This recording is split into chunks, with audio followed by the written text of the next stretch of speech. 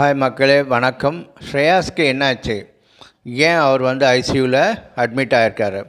ஒன்றும் இல்லை, அவர் third one day international ஆஸ்திரேலியாவில் விளையாடும்போது ஒரு சிறந்த கேட்சை பிடிச்சார். அந்த சிறந்த கேட்சை பிடிக்கும்போது அவர் கை இப்படி இந்த ரிப்பில் வச்சு அப்படியே விழுந்து பிடிக்கும்போது அந்த ரிப்பில் போய் அடிபட்டிருக்கு அவருக்கு.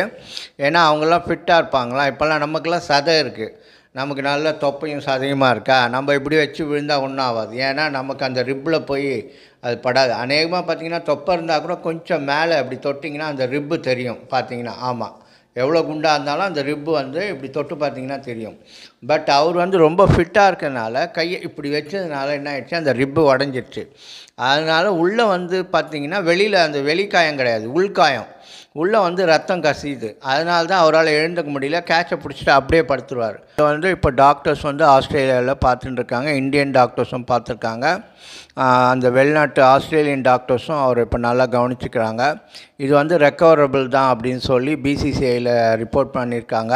இப்போது அவங்க ரிப்போர்ட் கொடுத்துருக்காங்க, இது பரவாயில்ல, ரெக்கவர் ஆகிடுவார், ஒன்றும் பிரச்சனை இல்லை அப்படின்னு சொல்லி ரிப்போர்ட்ஸ்லாம் வந்துட்டுருக்கு. அவங்க அப்பா அம்மாலாம் இப்போ அர்ஜென்ட் விசா எடுத்துகிட்டு பையனை கிளம்புறதுக்கு சப்போர்ட் பண்ணுறதுக்கு, மாரல் சப்போர்ட்டுக்காக கூட இருக்கணும் இல்லையா, அவங்கெல்லாம் இப்போ கிளம்பி போயிருக்காங்க. இதுதான் விஷயம். ஸோ அவர் நலமடையணும், அவர் சீக்கிரம் குணமடைந்து திரும்ப இந்தியாவுக்காக விளையாடணுன்றதுக்காக நான் பிரார்த்திக்கிறேன், கடவுளை வேண்டிக்கிறேன். ரொம்ப நன்றி கேட்டதுக்கு. வணக்கம்.